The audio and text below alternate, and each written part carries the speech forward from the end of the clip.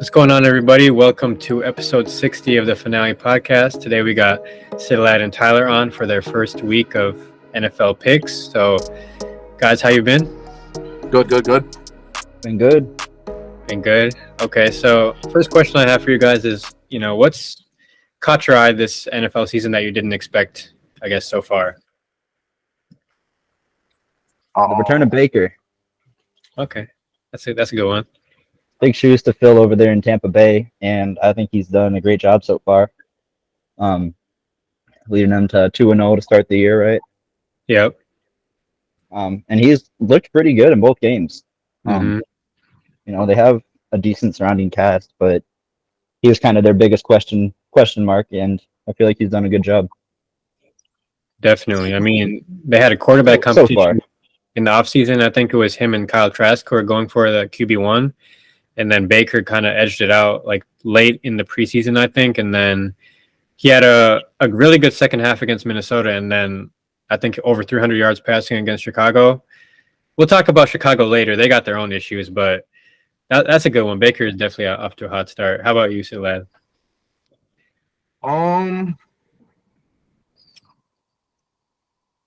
Is it like a pro thing or a positive or a negative thing? It's a surprising thing, like maybe something you didn't expect coming in. I'd say the Broncos. They're kind of looking like last year. 0-2 is kind of surprising with this new system, but it's a little slow going on over there. Yeah, that's true. I mean, Sean Payton and everything, Russell Wilson, people thought that was like the perfect pairing and everything like that. But first week against the Raiders didn't look great. And then they had a pretty good game, I'd say, overall, 33 points against the Commanders, but they didn't get it done. So, yeah, No.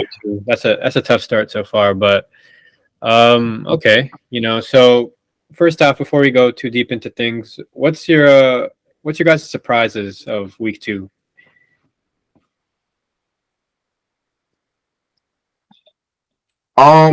Overall, it's just the injuries. Early injuries is kind of surprising, but it's not common. But it's just really, shocking to see this many injuries. To big name stars early this, in the season. You expected, week 8 and later on, but week 2, Rodgers went out. A minute in the game. Chubb, Anthony Richardson. Yep. Aaron Jones, many others. Yeah, I actually put that same thing. I put injuries. Yeah, it's tough seeing all these big stars, especially with all the hype they had going into the season. Specifically the Jets. I mean, that's probably the biggest one. But yeah, with the Nick Chubb happening, and I feel like just every game there's been multiple like serious looking injuries, which is just not great at any point, but especially 2 weeks into the season. I also put the Bengals. I know we'll probably touch on them a little bit later, but they've looked pretty awful. I mean, that surprised me. I think probably surprised most people. We all kind of have them as Super Bowl favorites, if not definitely in the contention. So seeing them at 0-2 and an ugly 0-2 is kind of surprising. Yeah. To go off another AFC teams, the Chiefs. Eric Bieniemy ran that offense for the last few years or so, and then they're kind of starting off slow with that offense. You're not used to seeing them score less than 30 points like every game. So it's a new system over there. So it's either they got to get something going, or a new contender might come on the rise in that conference. Yeah, that's true. I mean, I feel like people always saw like Bieniemy as the offensive coordinator of the Chiefs and never took him seriously because of Andy Reid. And then now that, Bieniemy went to Washington, like you're kind of seeing the after effects of all that going on now. But I don't know. I mean, I feel like the Chiefs, yeah, it's a little different, obviously got the win last week, but it's not the same explosiveness that we're used to seeing. So hopefully that picks up the more and more, Kelsey plays and everything like that. Maybe that's what's holding them back. But yeah, definitely not the most ideal start to the season, 1-1. And then the Bengals, yeah, that's another thing. Like I feel like, they played a better game last week, but it's still not the same. Like, it still seems like the offensive line's allowing pressure. The defenses are just like a shell of what they were in the past, and I think that comes down to the players they lost in the offseason. Most notably, Jesse Bates to the Falcons. Because they don't have that same secondary threat that they used to have. The Von Bells and the Jesse Bates, like that was a big thing for them. Eli Apple. They don't have the same, it seems like they're not getting enough pressure. They still have the guys like Hubbard and everything like that on the line, but they're not getting the same pressure that they used to get. And it felt like, Lamar Jackson had a lot of time to do his thing on Sunday. And then, the first week was just terrible. But, 0-2, they did start 2-2 last year, which was, a thing. Mm-hmm. And Joe Burrow was kind of saying, like, we've been here before and everything like that. We don't got to have anything to worry about. Jamar Chase was kind of saying we need to be more aggressive on offense. We have deep threat guys for a reason. We got to take more, shots downfield. So, I feel like they've been here before, and they are kind of at their best when they're on an uphill battle, like going through adversity. Whenever the expectation's kind of on them, they're not best under that pressure. So I feel like, this kind of suits them that they're 0-2 a little bit. Maybe, we'll see more out of them.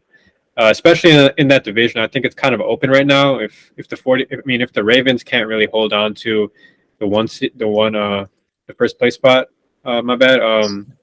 It's really an open division, so we'll see what happens with the Ravens. But Ravens are looking good too. So, for those, and then injuries, that's a thing. I feel like the injury conversation. A lot of people were talking about the turf and everything to blame for that, and the field conditions.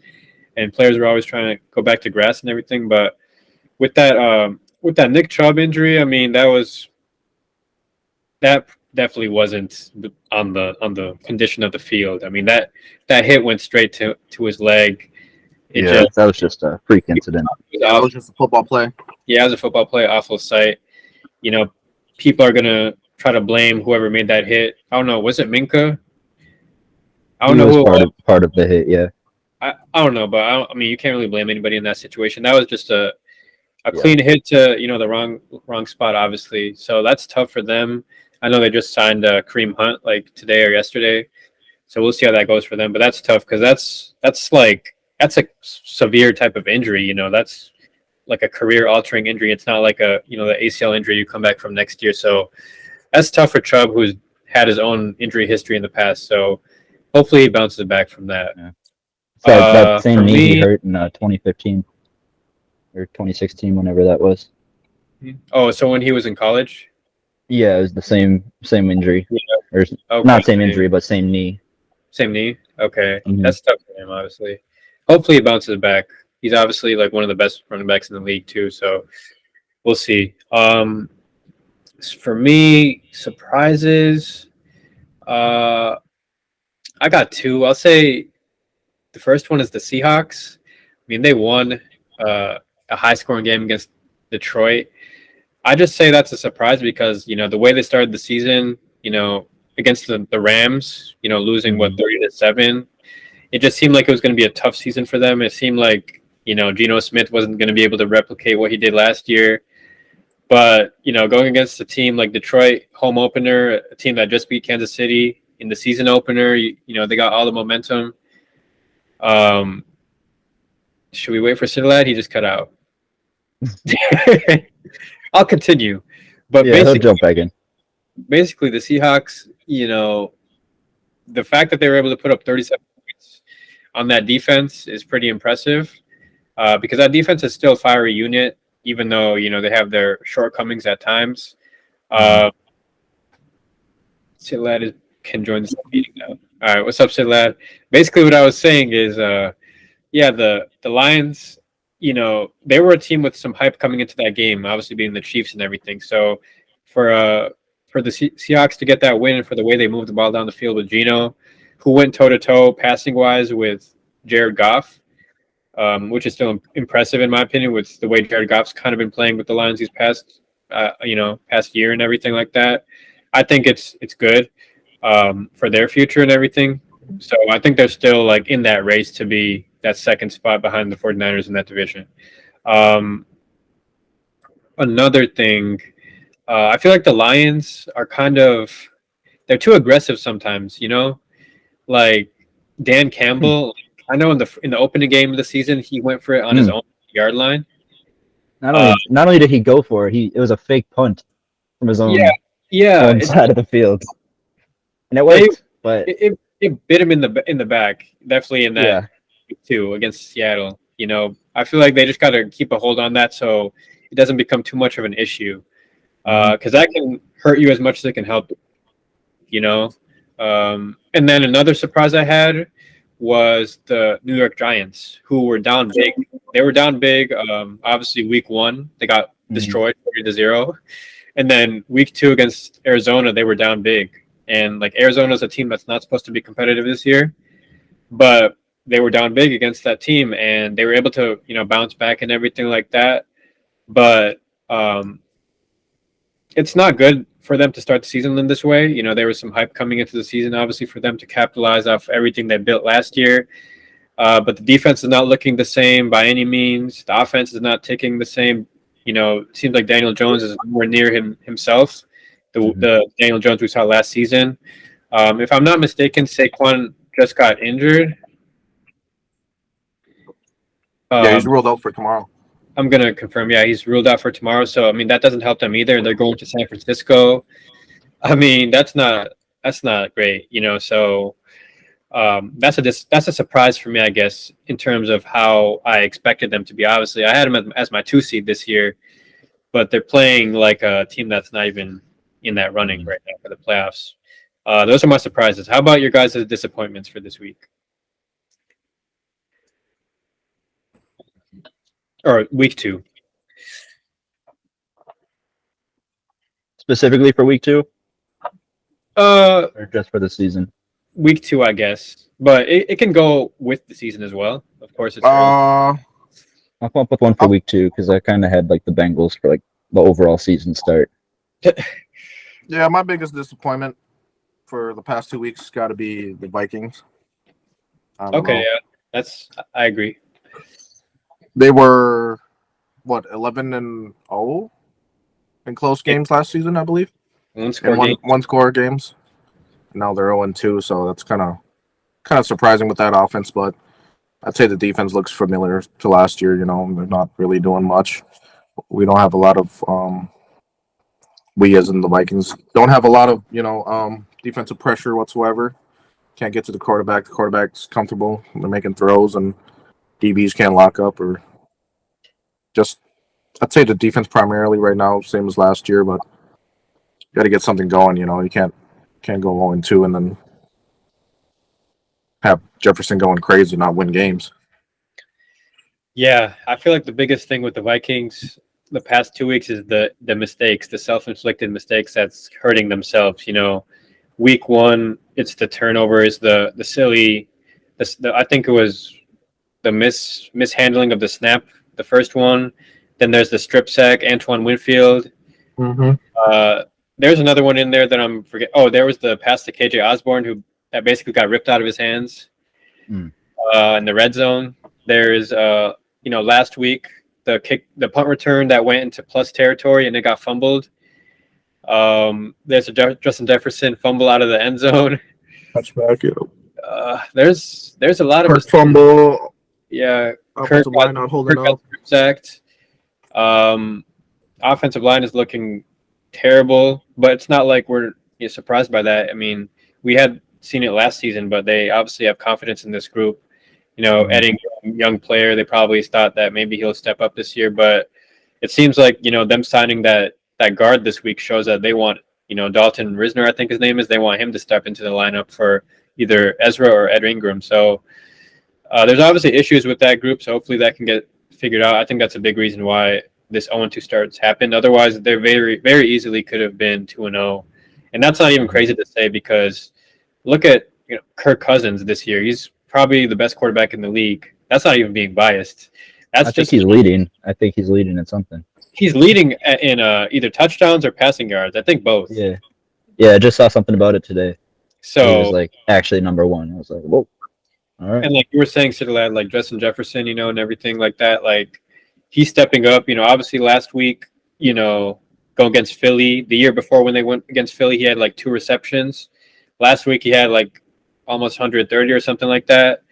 So it's not a matter of just the offense, inability to produce. I mean, I feel like they need the offensive line to hold up, and they need to stop, hurting themselves in these moments, because those are like huge momentum switches. So that's my overall take on the Vikings. I'm hoping it can change this week when they go against the Chargers, who are also 0-2 right now. Yeah, I'd say that has to do something with preseason as well. The starters not playing, there could be a little bit of field rust. Yeah. I'd say that not even playing a drive in each of the preseason games can lead to these miscues and bad handling of the balls or just mistakes, that are easily avoidable if you just play in the preseason. Get in the rhythm of the game instead of trying to play catch up. Yeah, that's true. I feel like the Vikings just as an organization, they don't value it enough. I mean, they don't play any of their like starters, I guess, in those games. Do you think that if they do play their starters in those games, that prepares them more for the season and prepares them for like more of a playoff run, or do you think they should kind of be aware of the injury risk as well that comes with that? Well, for one drive, no matter the outcome, I'd say because the teams that or the people that are playing really hard to get a roster spot. So if you get the starters in, and then you get that type of that energy on the opposing team of them trying to get on the team and making plays, hard tackling, and all that, and I feel like that'll get them get going on the regular season as well. Get that full pace offensive schemes going and get the feel of the game rather than having all these mistakes. Yeah. I feel like you could also kind of alter the play calling too. Kind of call a lot more, quick passes, protect Kirk from getting hit. If you did want to bring in the starters for the preseason, I know it's kind of harder to get into a rhythm that way, but at least you're then seeing some action while minimalizing that injury risk. Yeah, that's true. But yeah, ultimately Vikings definitely a disappointment. Do you guys have any others? I mean, we touched on the Chiefs a little bit, but I don't really want to call them disappointing just because they were without Kelsey in week 1, and then obviously they had all those drops from their receivers, and then week 2 they did get that win. And even that wasn't the best game. I mean, No. 17-9 for the Chiefs and Jaguars. I mean, I want touchdowns and touchdowns, so that was a little lackluster, but I wouldn't overreact in week 2 with them and say that they were disappointing necessarily, but not quite coming out as hot as expected. Yeah, I agree. Oh, to add one more thing, for the past 2 weeks, the Giants, they gave up 60 points consecutively before. Yeah, the Giants are. Yeah, they getting 40-0 at home is just, from what they had last year is just. Yeah, they look pretty bad. A bit of a week shocker, 1. but yeah, it's not great for them. Let's see if I have any other ones. I mean, I had Detroit, which kind of goes hand in hand with my Seattle one. Detroit kind of beat themselves with those, turnover on downs, fourth down attempts to go for it, and I think multiple times they failed. That hurt their chances. Shoot, what else? I mean, we can just go into the current events. I feel like I have some things to say about some other teams, but first one that we have right now. What do you guys think ultimately about the Buccaneers start and Baker Mayfield? Do you think Baker Mayfield kind of found a home with the Buccaneers right now? Do you think he's like their long-term answer? I don't know about long-term, but I think he's working out just fine for right now. Okay. I think he'll be a serviceable starter at least he could be for the next few seasons for them if he keeps playing at this rate. So yeah, maybe not a piece to build the future around, but he'll definitely work. Yeah, I agree with Tyler. Yeah, maybe 2 to 3 seasons. See how they do. Get in the playoffs. 2 out of 3 is good. Find a new home. But other than that, he's just going to be passed around like Carson Wentz. I feel like for example, like Ryan Tannehill, right? For example, he kind of found a home with Tennessee. He's been there for a while, ever since they've kind of been good. And he's not the greatest quarterback by any means, but they've gone to, AFC championships and stuff like that, with him.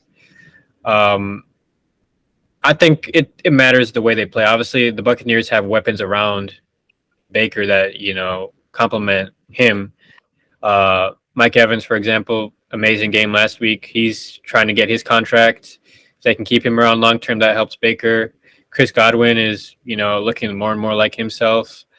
I think their tight ends like Cade Otton. I mean, he hasn't been the best, but like he has some guys around him. Rashad White. There's some guys around him that like complement his game, and you're seeing it in the first 2 weeks that he's comfortable there. So, in terms of that, I mean, I don't think he needs to be like this crazy, talented quarterback to kind of find a spot. But I think this is a good fit for him. It's probably the best fit he's had since like Cleveland, I would say. Even as good as he was in LA last year, I think he's playing even better right now. I think when he's confident, that's when he's at his best. And I feel like what went wrong with Cleveland was just the Odell situation and everything that came with that, the expectations. They had just won a playoff game in Cleveland, which hadn't happened in a long time. They still haven't won a playoff game since that point. So that just shows you how rare it is for them. So I think with the expectations of, Odell and Jarvis Landry, that connection, and, I remember it was that game specifically against Minnesota where I think it was Odell Beckham's dad that was kind of like, he put out like a film review or something of like, oh yeah, I remember that. Like, my son's not getting the ball or whatever. And it's just like, if the Bucs receivers, can kind of not do that sort of thing, which I don't think they will, because Mike Evans and Chris Godwin are not those type of personalities. Mike Evans has played with, before Tom Brady, like, what are the quarterbacks Mike Evans has played with? You know what I'm saying? Like, it's been Jameis, Fitz. He's definitely a humble character. So I feel like it's a comforting environment for him and his personality, which when he's rolling, he can be a little bit cocky, confident, whatever you want to call it. If you saw that mic'd up he did when they played the Vikings, and he was like, you need to get your weight up or whatever to Byron Murphy. Like, that's sort of him. That's the Baker we saw in college and everything. So I feel like in terms of that, if they can adapt to his personality, then he might find a little home for maybe a few seasons, or as long as, Tannehill has been in Tennessee, which seems like been a while now. So we'll see what they do long term. I had my doubts about that team and Todd Bowles specifically, especially last year, but they're looking good so far. I don't know how much you want to take out of them beating the Bears though, because that team is 12-game losing streak since last season. But a win is a win. They're 2-0. Nobody really picked them, I don't think, for the NFC South winner, but they could very easily find themselves atop that division. Who do you think is looking the best out of the AFC South? Because there's obviously the Saints, there's the Falcons 2-0, Bucks 2-0. There's 3 2-0 teams in there. Who do you think's looking the best? Overall, it got to be the Bucks. Yeah, I agree. Okay. The Falcons have been surprising though. Desmond Ritter's looked all right. I mean, yeah, Kyle Pitts still doesn't get the ball, but they've been looking all right. Otherwise, Bijan's been nice. Yeah, they're a sleeper division right now. I would have to say the Buccaneers have for sure looked the best. They keep playing like this. Yeah, definitely could steal that division. The thing that separates them too is like they still have like those defensive guys that they used to have, so they're still really good on that side of the ball. They have some pieces, yeah.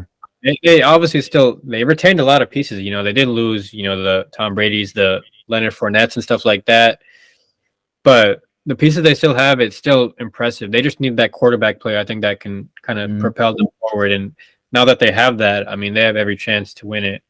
But the Panthers are underwhelming for me. I picked the Panthers to win the division, but it just seems like their offense is so conservative. Like they're trying to protect, Bryce Young and everything like that, but Yeah. not taking enough chances downfield. Like you're seeing these other offenses with the rookie quarterbacks like Anthony Richardson and CJ Stroud, they're doing their thing. They have the freedom to make these plays, but it seems like it's just super conservative with the way Frank Reich, and Josh McCown are kind of calling the plays for Hmm. Bryce Young. I feel like he has more talent than what he's showing, but it just seems like it's super conservative. I thought, adding the guys that they added, like Hayden Hurst, Miles Sanders, Adam Thielen, would kind of give them a little bit of a boost, but it's not what I was expecting. But they did play a decent game, I guess, at home, lost by 3 to the Saints. The Saints are another team who, especially at home, they can beat almost anybody. Their defense is Yeah. really good. They get a lot of turnovers. Derek Carr still, just a little bit more chemistry needed with those receivers, but it seems like he's kind of getting acclimated there. Michael Thomas is definitely looking like, shades of his old self, especially when you saw that Monday night game. Um, Shaheed, whoever that dude's name is, his first name is, he's looking really good. He's a speedster that they've had around for a while. I think was on their practice squad for a few years, but getting his opportunity, he's pretty good. Obviously, Olave, they have a pretty good team, but I think the Bucks overall, with the experience, that puts them over the top. Isn't it like Shahid or something? It was Shaheed. I think it was something Shaheed. I'm gonna Yeah, guess. Raheed or something. Yeah, it's something. It rhymes. I know that. So I was like, Okay, that's fun to say. he's a good player. I'm not gonna lie. Like they're they're looking like their old self a little bit because Derek Carr, like the difference between Derek Carr and in the past the Jameis Winston's, the Andy Daltons, is Mm. like Derek Carr is like he makes the right decisions more often than not. Like sure, Jameis Winston is also kind of like he can throw his bombs and whatever he makes those throws and whatnot, but he's also very turnover prone. But I feel like you see more Drew Brees in Derek Carr than you do in Jameis Winston. I just feel like Jameis Winston, it's not the right guy, but he's definitely a leader. He definitely. I saw some clips about him kind of being a positive guy as a backup right now for the Saints. So I like Yeah. what he's doing there. He's staying humble. He could get his opportunity, maybe a team like the Jets or whatever call. I don't know, but yeah, there's that was a division that was kind of slept on, as being definitely the worst preseason, but now 3-2-0 teams. I mean, it's looking up for that division. We'll see who wins that. Um, what do you guys make of the Bears right now? They've got some stuff going on. They're on a 12-game losing streak, going back to last season. There's some question marks, about the coaching staff. Defensive coordinator just resigned today. Justin Fields had a press conference today. He was kind of saying that like coaching is a reason for some of his mistakes out there on the field. But he clarified those comments later because he kind of feels like he was misquoted. But he, it's not bright over there, especially going back to last season. They get Ryan Poles as a GM, who is highly sought after. I know the Vikings wanted him before they got Kwesi. Then they get Eberflus, who's supposed to, shore up that defense, but that defense is allowed I don't know how many points at this point. There goes Cittilad again. I just think there's a lot going on in Chicago right now, and it could go down a really dark path if they don't fix what they're going through right now. What do you think the Bears have to do moving forward? Justin Fields is the future there. Just what do you make of this whole situation with Chicago? I mean, I just think they're in a weird spot, like you were saying. I do think a lot of the blame can be put on coaching. A lot of it can be put on Justin Fields. But I think the biggest thing is they're just still missing a lot of pieces. They don't seem to really have that, that chemistry in any form. You saw those clips of like Chase Claypool showing like zero effort and all that stuff, and I feel like that all just stems from the locker room. If guys don't want to play, there's usually a reason for that. I don't know. I think they'll turn it around. I mean, I don't think they're going to suck this much all season. I think Justin Fields is better than what he's been playing like, and I think the Bears have more talent than what they've been playing like. But yeah, I don't know. I saw something that they haven't won a game since before Elon bought Twitter or something like that, and I was like, that's wild. That seemed like forever ago. But yeah, I don't know. They're definitely in a weird situation. I expected them to kind of take that next jump this year of improving, and they are 3 steps back, it seems. Yeah, I'd say it's a little bit of both, players and coaching. If coaches aren't, to motivate players, then players aren't going to be motivated on the field. Vice versa, if players aren't making the effort on the football field, then why coach? Quote unquote coach, but they're just there to play, I guess. But I don't know. They're just kind of running and I'll see what happens. See if the front office takes action on firing the coaching staff earlier this season. They can't have this going on all year. 17 games of just people not trying to win, and then Justin Fields. He's a bust for sure. But what can I say? He hasn't shown me much. It might be the system, might be him, might be the coaches, whatever. But he's not in the right spot. Never gonna beat those running back allegations. No.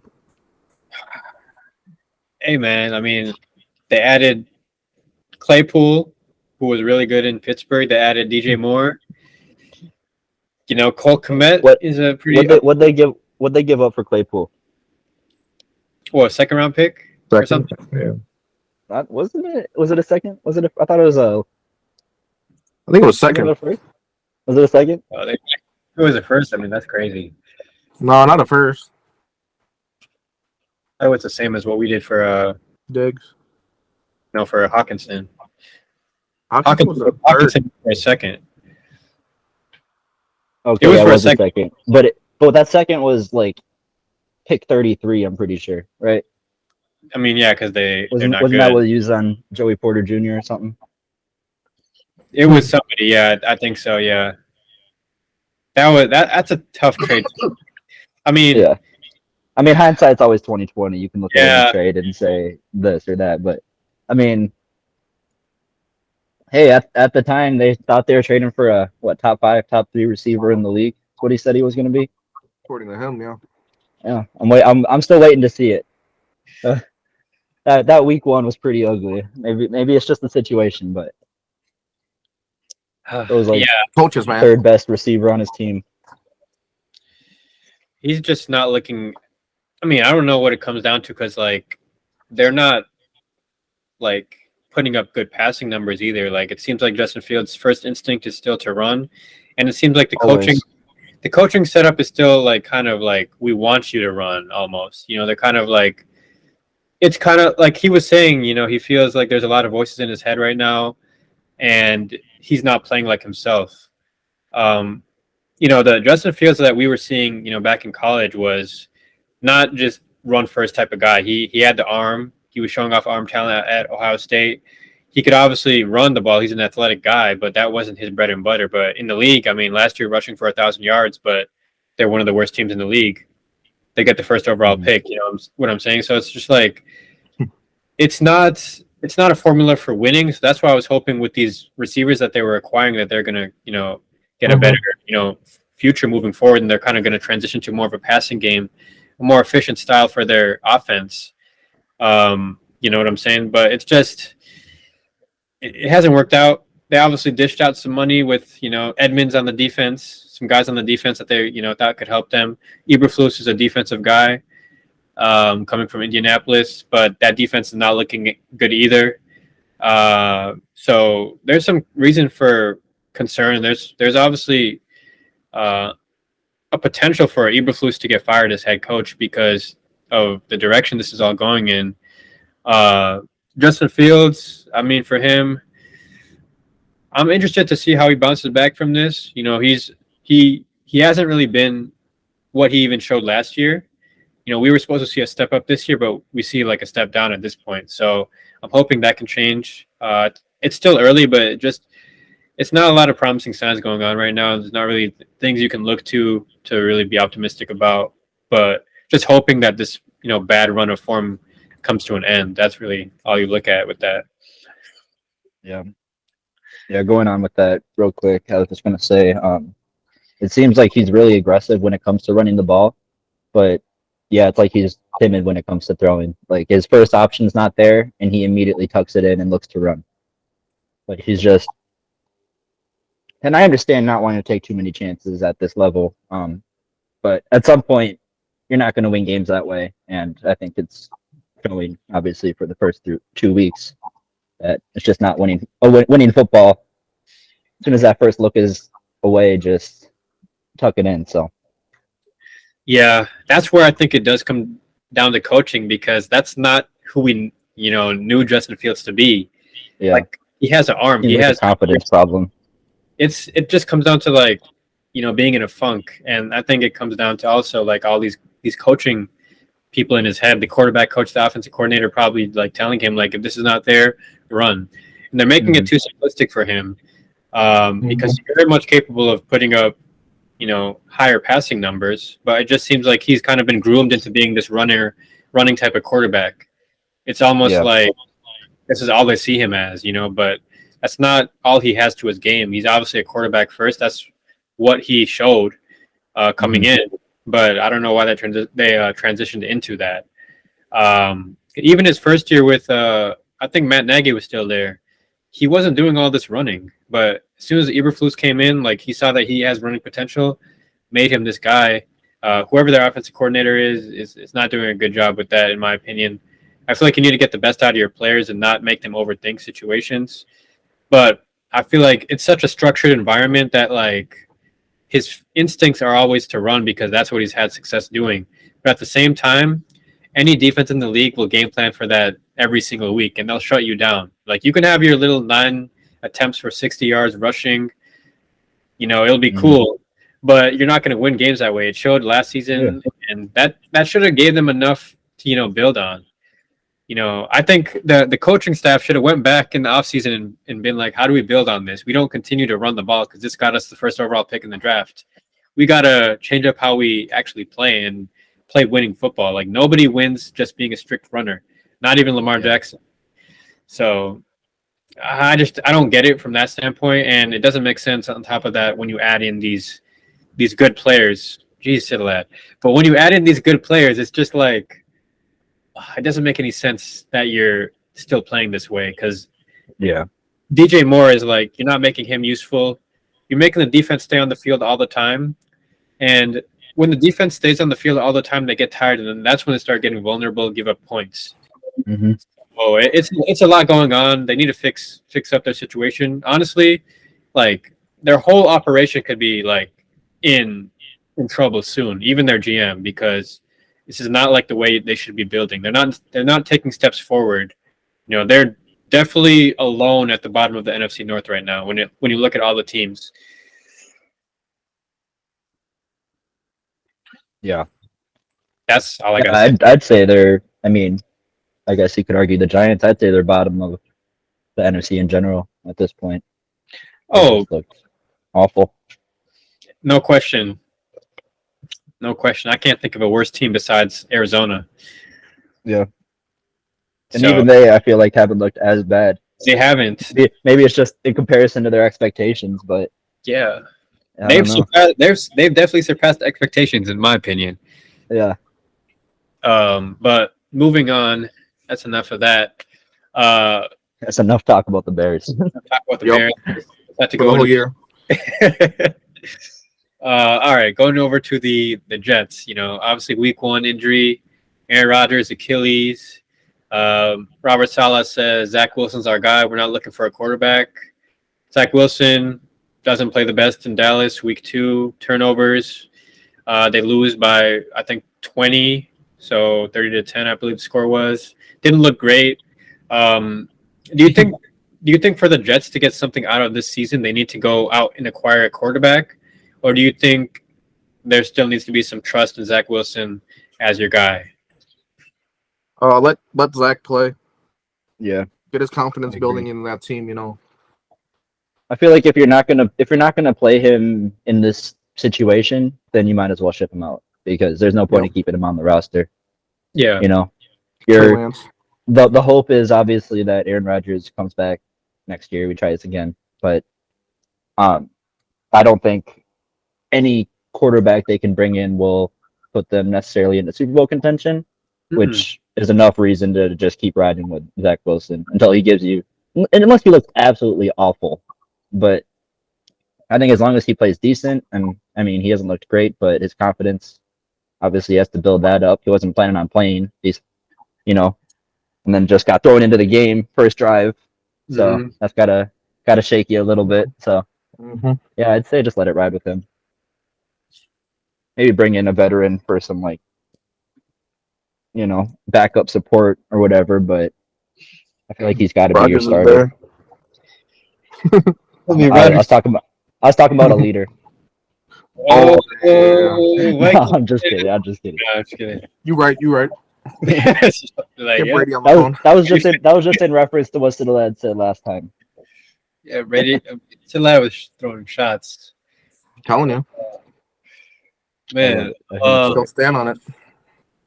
still stand on it. No, but yeah, I kind of was saying the same thing last week, but the other side to it is like there's obviously hope. There was hope for this, Jets team to kind of be a really good team this year, especially with Aaron Rodgers. So there was the expectation. Now, do you think Zach Wilson can carry on the expectation and at least lead them to a playoff team? Because that was at least supposed to be playoff team or bust this year, I guess, for them, because you add in Aaron Rodgers. I mean, you should at least make the playoffs. Now, Zach Wilson, do you think Zach Wilson can kind of meet those expectations of making the playoffs? Because this roster is good enough to make the playoffs. I think we can agree on that. But do you think Zach Wilson kind of prohibits their chances of making the playoffs? That's what it comes down to, I feel like. I don't think he necessarily affects them too much. I know when I was making my standings predictions for the last episode, I was actually struggling with where to put the Jets, just because the AFC is so deep already. A lot of good teams, so I feel like they'll definitely be in that conversation, one of those wild card spots. But I don't think they're a lock by any means. Yeah. Okay. No, they're not expected to make the playoffs with him. They're just there to, play the games. Just wait on Rodgers' comeback. Yeah. I think the biggest thing for this season is going to be those young guys growing and learning a little bit more, so that they're ready for next year, for when Rodgers comes back, if he does. If he does.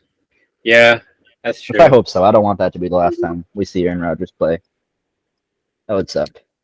No. Terrible way to end a career. No, he's not going to go out like that. Yeah.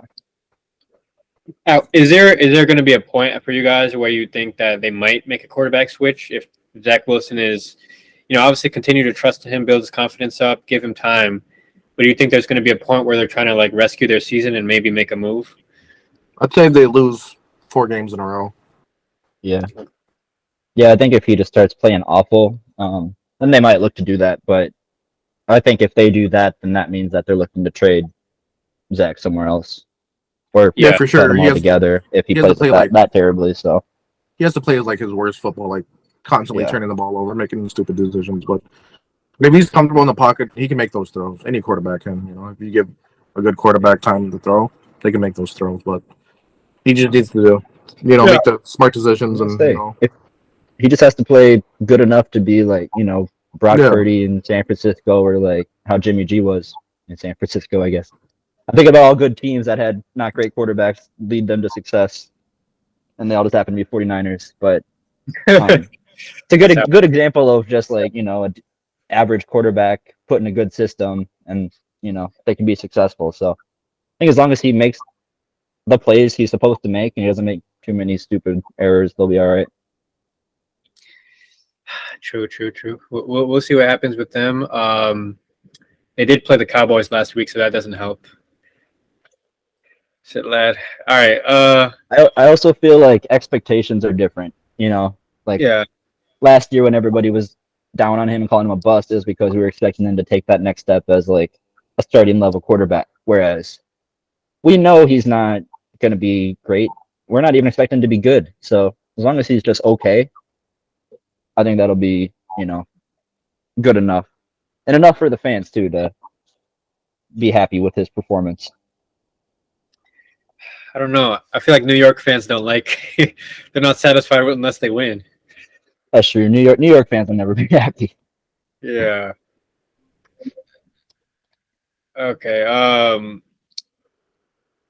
How about the NFC right now? Obviously, the top of the NFC is looking like Dallas and San Francisco. Obviously, Philadelphia is undefeated. You know, you could add them in there, but they're not looking maybe how they did last year.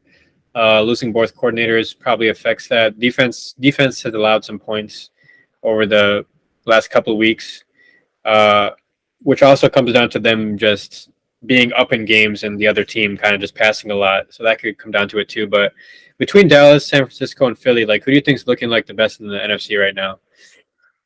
That's a no-brainer. That's going to be the Niners.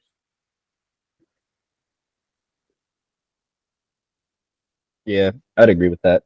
I think the Niners. Um, they're just the most complete team. I feel like they don't really have a whole lot of flaws.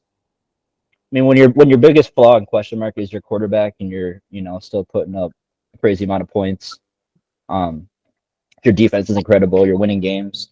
Um, I think there's no question you have to be at the top. Mm. Yeah, Cowboys have looked real good though.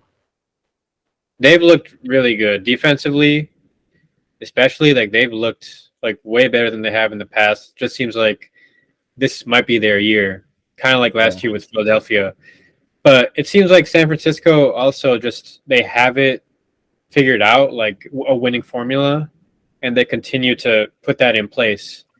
Yeah. You know, it's very hard to beat them when they have this team rolling with all their weapons on both sides of the ball. Like, hard to score on them, hard to stop them, like, very hard to stop them, you know, on offense. Brock Purdy's not doing anything to hurt them or hold them back.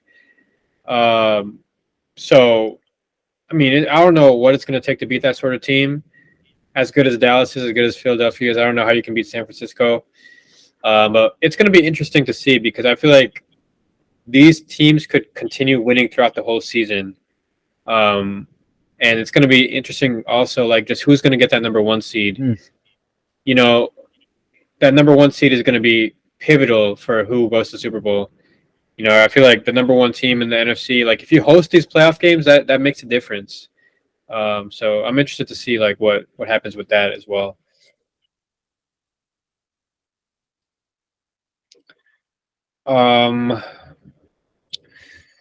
But yeah, I think that's all current events topics we got.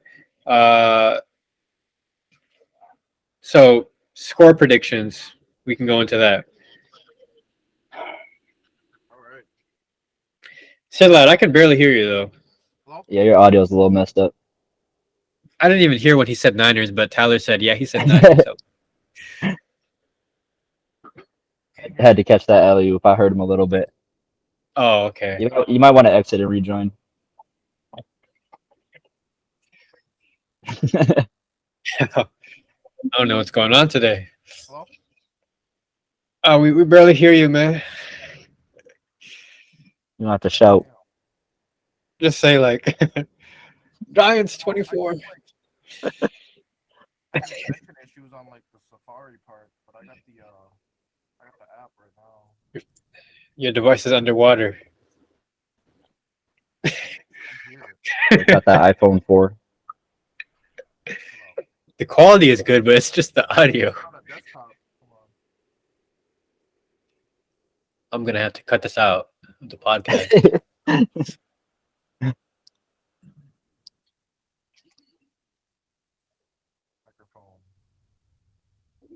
Hello? I barely hear you. Hello? Barely hear you. It's still muffled.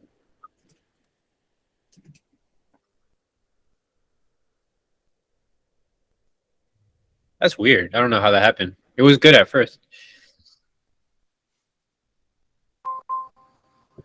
Hello? It's on the There we phone go. now. Yeah, now I can hear you clearly. That's interesting. I don't know what happened there. So score predictions. First game, Giants at San Francisco. What do we have for that one? Cittilad, you good?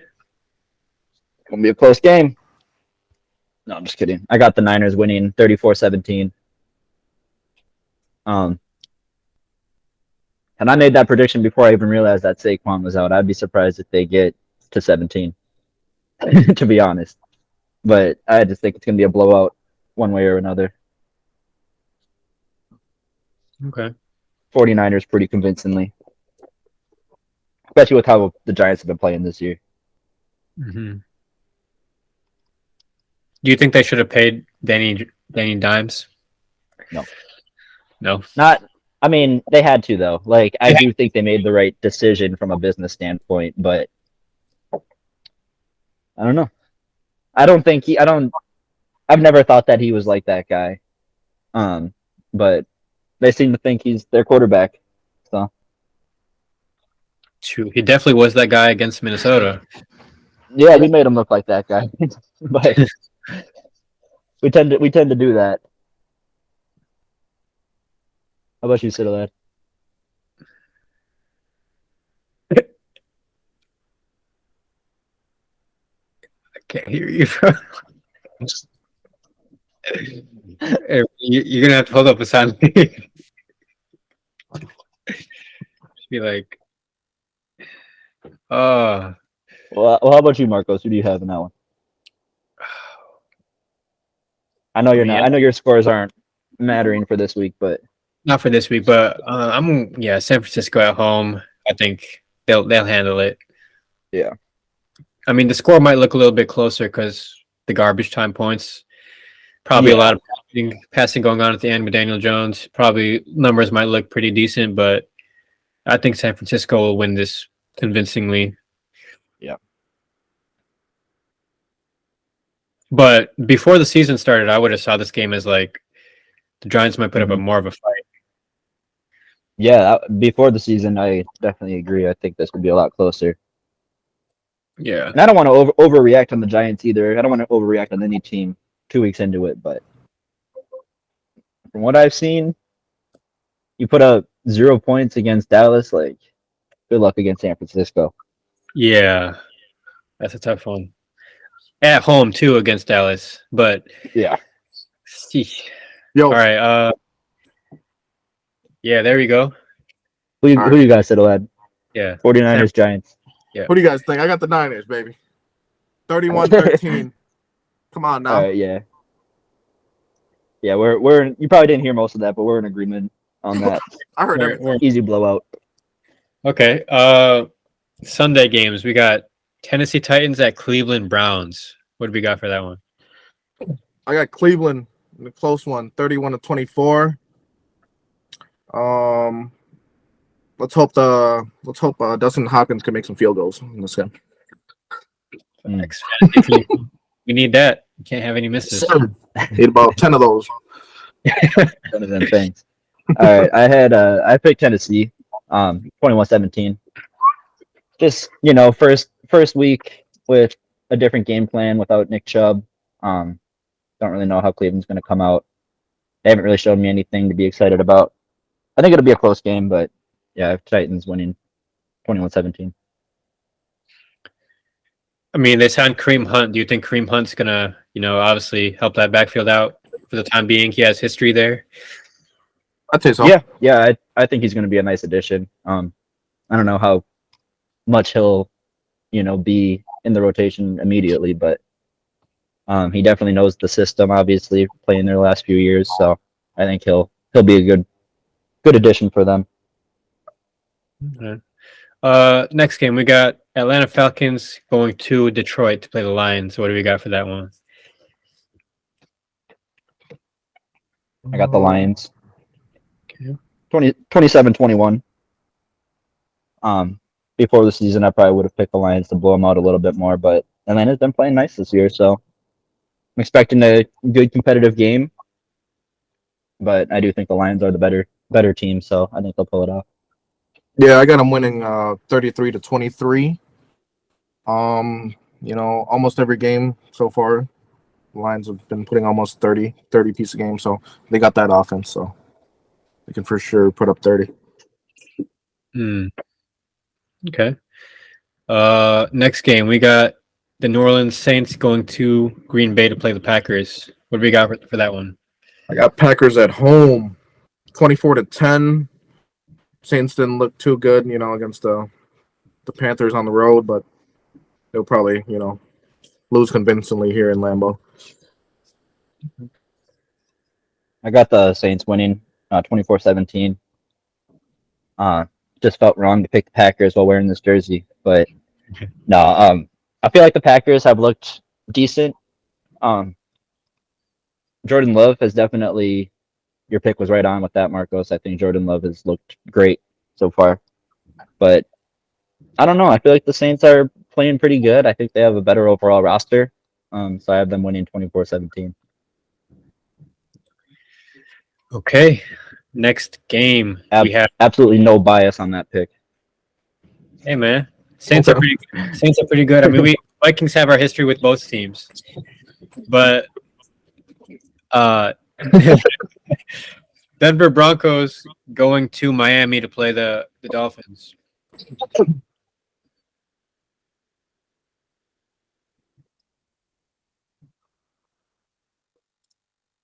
What do we have for that one? Sorry, I had to find them in my list here. Oh, okay. I have it all in like a different order because I did it through I copied it down from a different site. But I have the Dolphins winning 28-20. I love my Broncos, but they let me down. Can't pick them. Can't pick them this year. Can't get burned again. I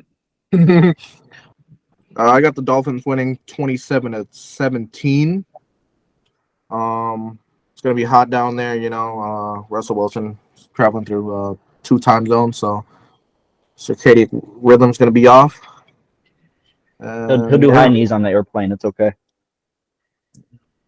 He'll keep it fresh. Well, let's see if that Bose headset works for him. Distract him out of Miami Heat, but yeah.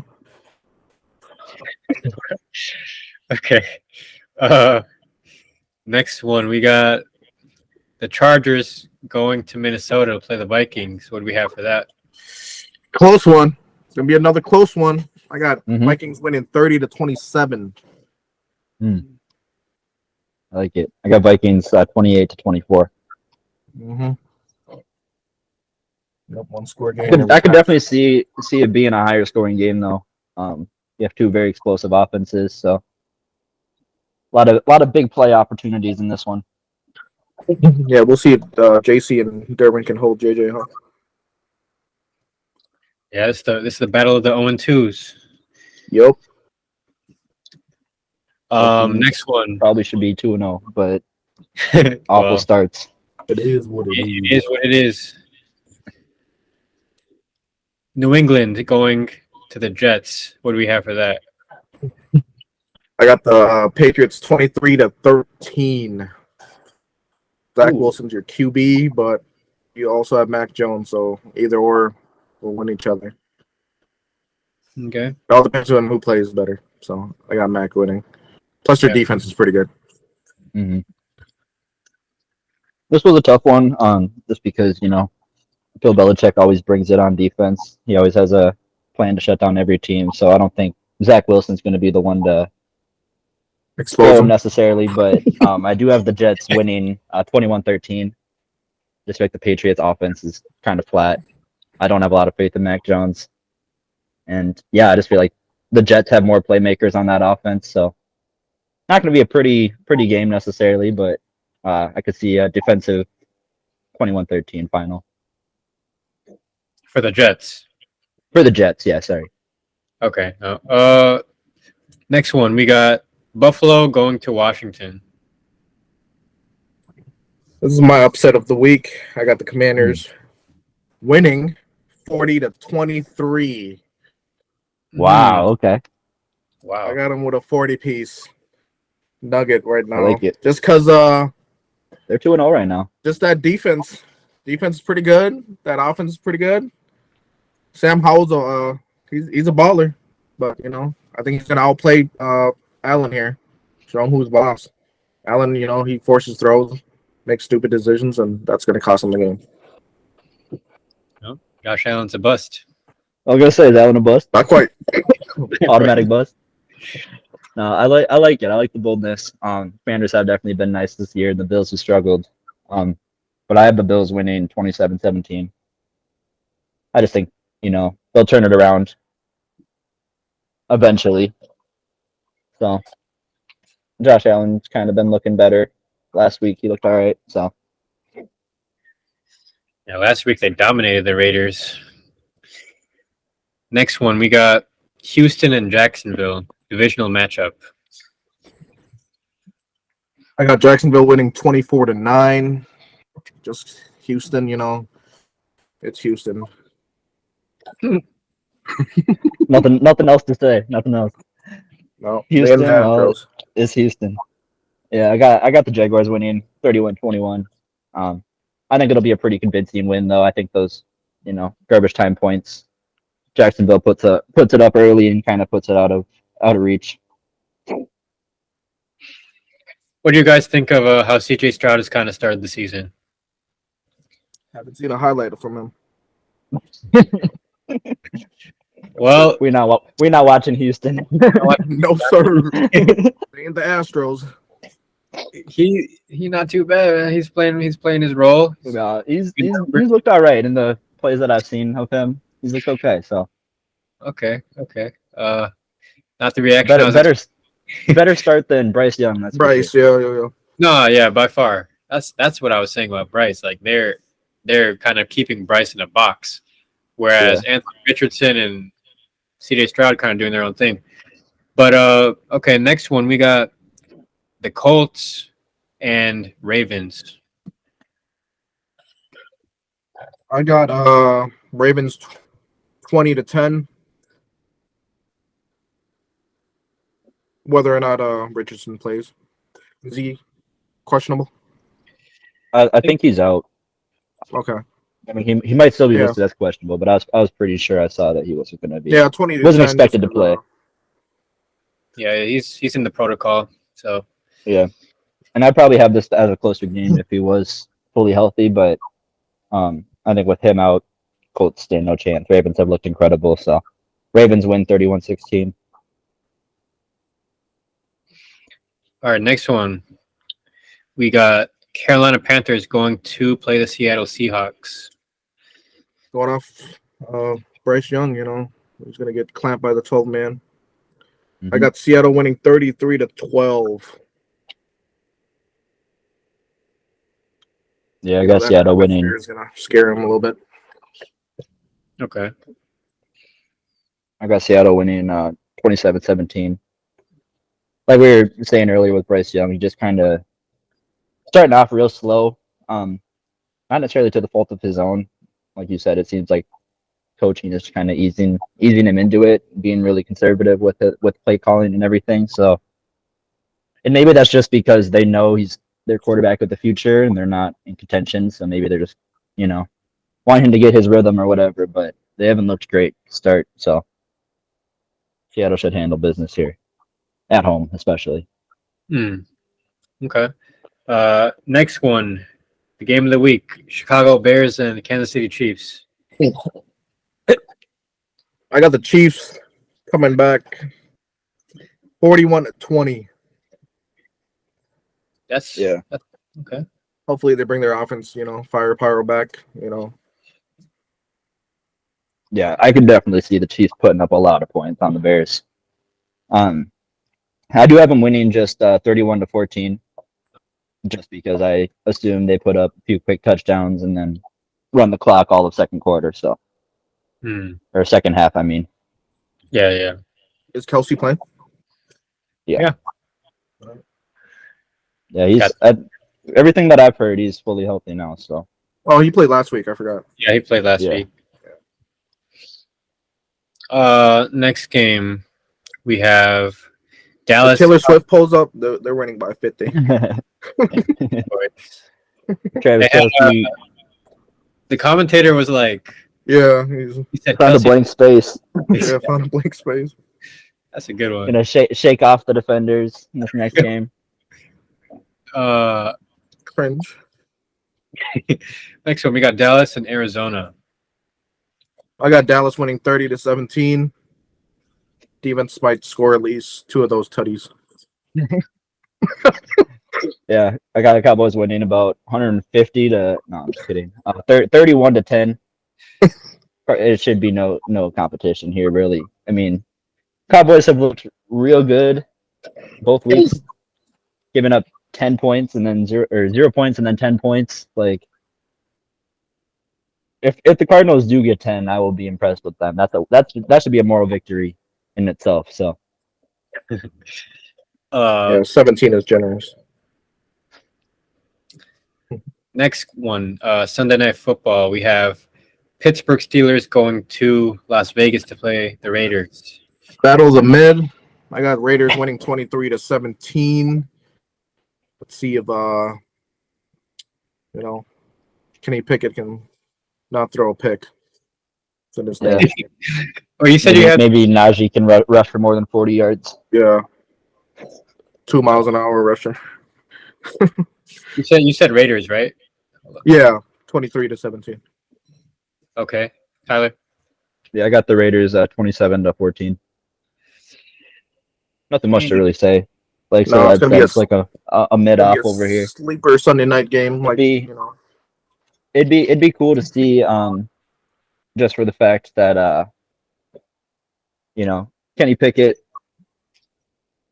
You know what? I don't have anything to say about the Steelers. I'm trying to find something. I don't have anything good to say. So we'll wait and see. You guys see their defense? Their defense on Monday night against Cleveland? Yeah. Steelers defense always fun to watch. Hey man, that's a pretty elite defensive group right there. It is.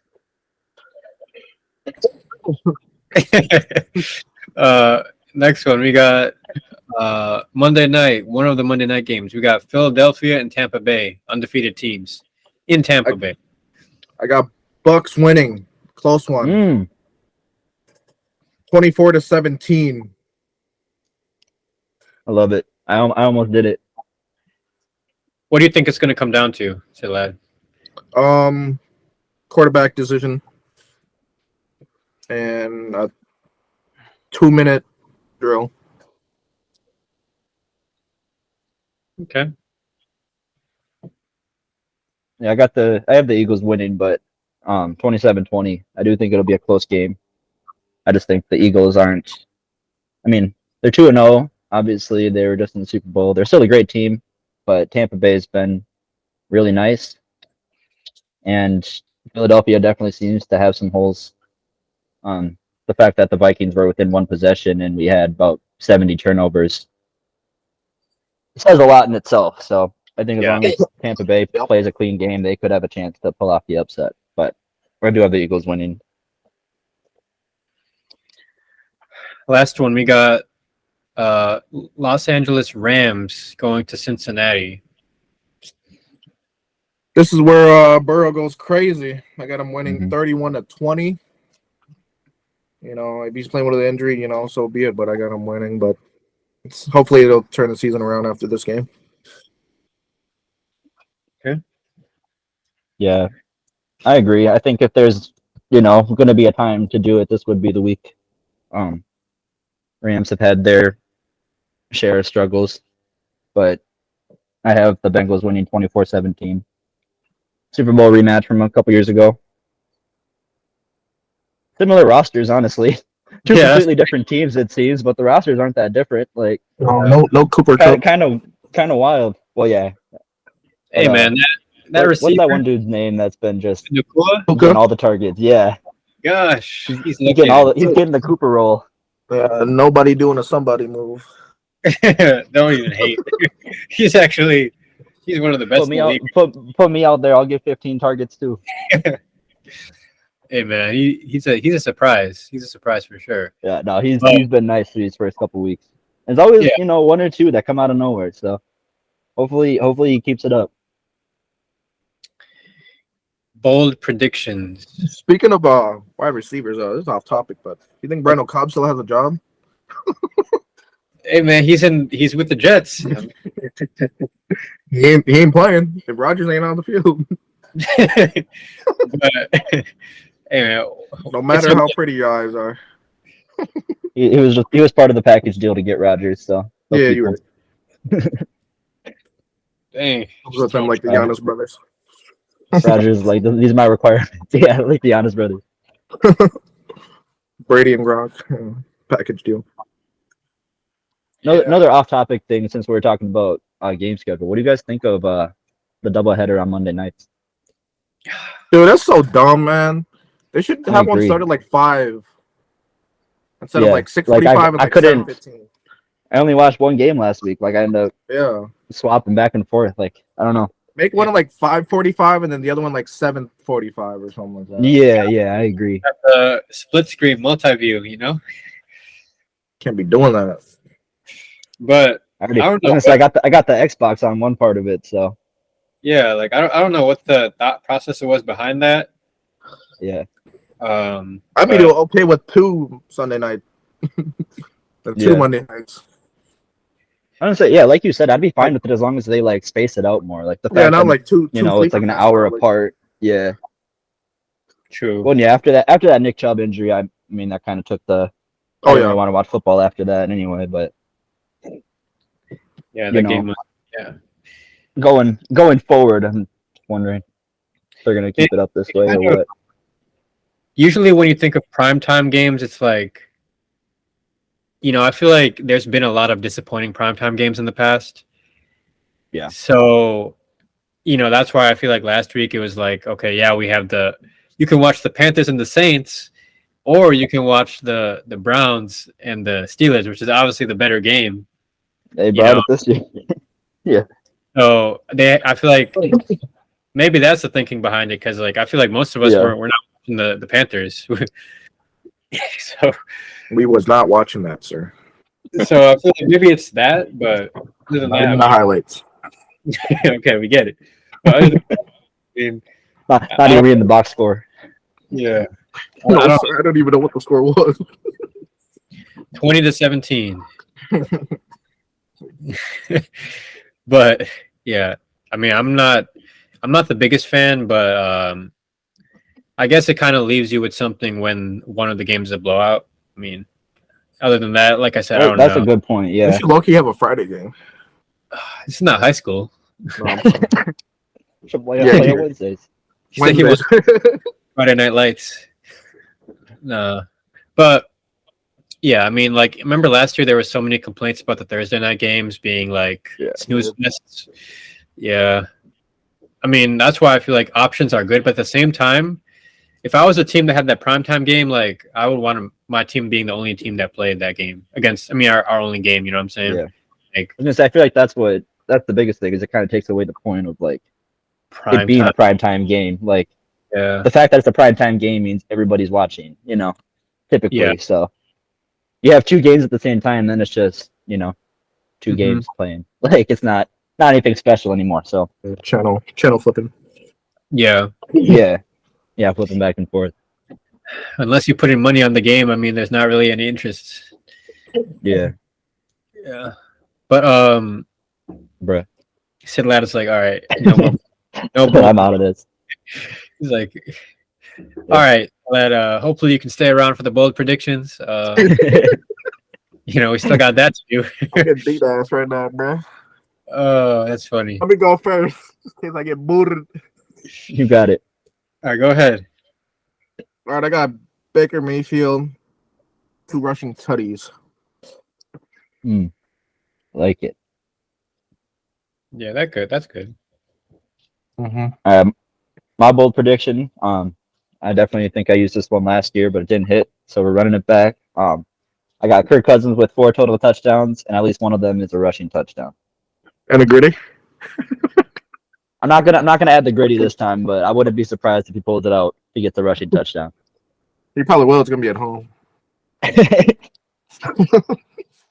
I mean, yeah, this game is high scoring. This defense for the Chargers sucks, so a lot of people kind of see it going that way, like that. Kirk Cousins could have like a career high day, so that's a good shout out, right? Good shot for I'm that gonna say one. he had 4 touchdowns last week, so Yeah, I feel like I had to make it a little bit more bold. yeah, that's so the thing. I was going had to to say, throw like, in that one rushing touchdown. He rushing. never, you know, yeah, he's not that's running that thing. that's When was a the last rare. time he had a rushing touchdown? Has he had one? Yeah, he's I had don't one. even. Yeah, that Arizona game. He did the gritty. I That remember Arizona that. game. Hey, Detroit. Yeah. But yeah, those definitely qualify. He needs a new helmet that fits. That big ass helmet on his head. Hey man, as long as he keeps That's why cooking he for the, can't hear, bro. It's like the helmet's right here. the fantasy team, we need those numbers, you know. So Tyler. if that helps him keep putting up those touchdown numbers, I mean, I'll take it. drowns out the noise. Can't hear it because he just hears the metal rattling around in there. Yeah, that's true. But you know, The air. we got to stop this Kirk Cousins primetime narrative too, because Hmm. he wasn't the reason they lost that last game. Oh, he played incredible. He was one of the few bright spots, I think, in that. I mean, he made a couple mistakes, but the whole team One was fumble. atrocious. And again, the fact that we were still within one possession of the Eagles, like, it says a lot. We're just beating ourselves, each week. The fumble, yeah, the fumble. I think that comes down to like the pass protection. Like when you have somebody that's like unblocked, getting a clear rush at the quarterback, that's an assignment error probably. So I don't know. I feel like this offensive line needed a wake up call. That's why I think they made that signing for a guy from Denver, which I think is good because this can't be our offensive line in the future. I think it's been the offensive line for like 2 seasons. It's a young group, I like that it's young and everything, that they can kind of grow together at the same time. But you got to be realistic. Like, this is not the line that's going to take the Vikings to that next step. So, got to change it up a little bit. I think you could probably see Dalton like starting on Sunday. He could be the starter. I'm not gonna lie. I could see it happening. It's not that hard to kind of come into and understand the blocking scheme. I don't know. Maybe it is because blocking assignments and everything like that. There's probably some science into it that I'm not understanding right now. But if he's a veteran with experience, I mean, I think he'll be fine. And he does have the familiarity with the offensive line coach. I think the Vikings used to be from Denver, so hopefully that'll help. But shoot, I don't know how long. I think this is like just like an hour and a half podcast today, but this was good. So that's pretty much everything I had. Was there anything else that we wanted to add on? Oh, we didn't talk about Cam Akers? Yeah, let's go ahead. Got announced. He's like, no, I said Cam Akers. He's like, I'm good on that. Hey, who knows how significant that would be. Obviously, we didn't trade a whole lot in order to get Cam Akers, but that trade was just announced before we started recording. Yeah, but I feel like having that the two-headed monster in the backfield might not be on that same level like we had with Cook and Madison, but you kind of need to have 2 running backs in this league in order to have a successful running game if you don't have like a star back there. So I think the depth will be the biggest thing that'll be helpful for us. Yeah, because I feel like, I mean, the Vikings can continue to pass and everything like that, but you don't want to be too one-dimensional on the offensive side of the ball. That's kind of the trap that the Vikings fell into. I remember when they got, if you guys remember, John DeFilippo, very pass-heavy offensive coordinator they got from Philadelphia. After Musgrave or whatever his name was left to the Giants, to head coach there in like 2018. We had him for our NFC Championship run. So we got this new offensive coordinator, and all he did was pass. And we were like, we had Adam Thielen went off in the media. He was kind of just like, we can't be one-dimensional. Like, he was getting pissed or whatever. I think that could become a problem with the Vikings. Don't trust their run game and don't trust, ball security of Madison and everything with fumbling. So, you're not getting like an established running back with Cam Akers, but you're getting another option that you could lean on, which I think is a good move to make considering the price tag that you paid. Also, I mean, you came into the year, running back 2 was obviously not going to be a strong position for the Vikings. I think it's Ty Chandler right now. He hasn't really got an opportunity to shine. So we'll see what happens with that because he was expected to be the backup this year. He won that position in a preseason, but now it seems like he's going to be, back in running back 2 or 3. Obviously they signed Myles Gaskin a couple of weeks ago before the season. People thought that he was going to be on the main roster, but then they released him right away. I think he's still on the practice squad though. But hopefully they can kind of figure out a little rhythm with this offensive run game. Excuse me, and then maybe even get something out of like Kane and Nwangwu. He hasn't shown much at running back, but maybe get something out of him too. Because, hey man, he's kind of like when we drafted him, he was just a kick returner, but he's kind of not even a kick returner right now. I think we have somebody else in that spot that's doing kind of Powell, I think, right? It was Powell. I don't even know if we have any kick returns this year, but those usually go for touchbacks. But still, I feel like we need to make some use out of Kane and his speed, because he's shown it in the past. Me and Cittilad, we saw that kick return live. Remember? He has some speed. We can make some use of that. So there's some options there, but you don't want to lose trust in your backfield. We lost Patriots game last year. Yeah. Patriots game Thursday, Thanksgiving, I think it was. We lost. Obviously we lost Dalvin Cook, but he had his fumbling issues of his own when he was in Minnesota. And I think he fumbled last week against Dallas too with New York. So you just want to have some ball security with your team, with your run game, and that's I think why the Vikings made that move. It's a low cost move. It's not going to hurt them. So overall, no harm, no foul. Cittilad, do you have any deep thoughts about this move? Cam Akers?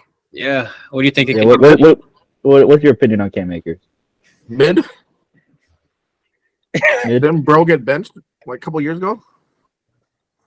I mean, they had a little, they had a Sonny Michel, I think. So we'll see. Maybe you can go crazy. Yeah. Who else was in that backfield in LA? That one dude. Henderson. Michael. Henderson. Was there this dude named Brown or something like that? Malcolm Brown. Yeah. Todd Gurley. I think he's just been kind of in a weird situation over there, finding his role. And I feel like he might be in that situation over here too. Of now, is he going to be our RB1? Is it still Madison? I assume it's Madison for the time being, at least. So hopefully he can figure out a role here. But yeah, for what we gave up for him, I mean, it's basically nothing. Bag of Funyuns. No risk. Yeah, basically. Hot fries. Anyways, I won't be surprised. Hey, don't be surprised this Sunday if you see the Vikings running the ball to start. Their offensive drive. It's the Chargers. Yeah, they could make some. They can try, experimenting, but yeah, because they'll always have that passing game. Yeah, right now I feel like teams just know what to expect when they play the Vikings. In past seasons with Dalvin Cook, you can't ignore Dalvin Cook. Whereas I feel like you can doesn't take much to take Madison out of the game these last couple weeks, and then they don't have to worry about the run game at all for the rest of the game. So I think if we can establish that, it'll open up a lot of other things in our offense. Because right now it's just teams triple teaming Justin Jefferson, and then we just struggle to get anything going. That's true. And you got to put some of that on the run blocking too, because it's not just a pass blocking thing with the Vikings; it's just blocking in general. So it's hopefully the blocking can improve as well, and we can see some.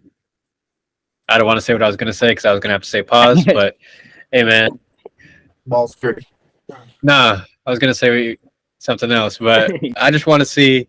I want to see. I don't get know.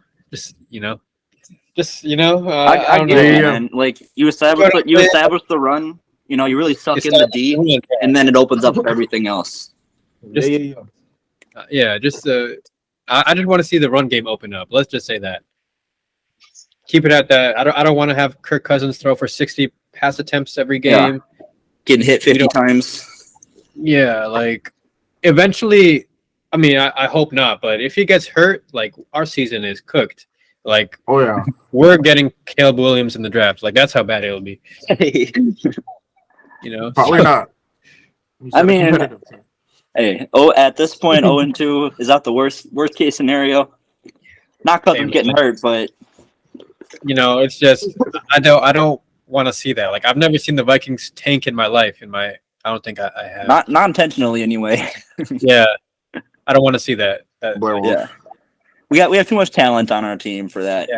I mean, Yeah. we're too good to even attempt a tank. Like we'd still finish middle of the pack at worst. So Yeah, we're a little bit too talented. Even with Mike Zimmer's like a bad year for Mike Zimmer was like 9-8 or something, 8-9. Yeah. So it's just like that's just how it is. But yeah, that's Still everything. the top 5 highest winning percentage organization. Oh, Mike Zimmer, No, Vikings. top 5 winning percentage in what? Like for an organization. Oh, The NFL. all the league. Like overall. That makes sense. I believe that. Yeah, I mean, if you think No, they about are, it, at least the years that I've been a fan, we've either been playoff team or pretty much borderline. Yeah, pretty much. So Yeah, that's the Vikings haven't been like terrible since like they had like the 4th overall pick. I think it was like Matt Khalil or whatever. 2011, yeah. 2011, 2012, something like that. Christian Ponder. Don't I take was gonna say, yeah, Culpepper. with Ponder leading the way, Ugh. Christian Ponder and Joe Webb. Culpepper. All right, yeah, this Those were the days. Those were the days. this is turning into a Vikings podcast now, but I was gonna say, yeah. anyways, that's everything we had. So skull clap to finish it off. But that was episode 60 finale podcast. We'll see how these predictions go. Let me run down the score real quick, just see where you guys are at. Obviously, you guys have 0 points. Mm-hmm. You can get on the scoreboard, of course, and hopefully meet us at the top. 27 points is what I got. There's a 3-way tie, I believe, for 27 right now, and we have the leader at 36. So, if you think about it, though, 36 is what? How many points? That's 12 correct games picked. Well, it's actually that's not that crazy because I mean every team's playing this week. Yeah, Well, there's no bye weeks yet. So if you can get 12 out of 16 games correctly predicted wins, hey man, I'll put you right there. But I only got 9, so I'm at 27. But I got at least 5 correct scores this week too, so Yeah. I'm coming for the top. We'll see, man. It hasn't happened yet, but I don't know. Hopefully the predictions can go well for you guys, and we will see Not like you that, guys. Tyler. Hey, week 6 is the next like time we last see you year. guys. Hey, I'm vowing right now. This is live on the podcast. I am not going to pick the Broncos any of the weeks this year. Unless man, they're playing, I haven't looked at the schedule. Unless they're playing like the Cardinals, Carolina? weeks. Yeah, I'm not riding with Broncos country. Hey, that's all right. You already showed enough loyalty. They had me all the way in last place last year because of them. So Yeah. then the Broncos and the Colts get full blame for my failure last season. Oh yeah, the Colts for sure.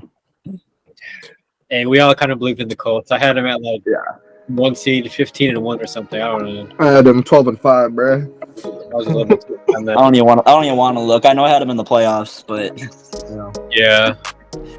Hey, but that was everything. Episode 60. We'll see you guys for week 6. Yes, sir. sounds good. All right then. Peace. Peace.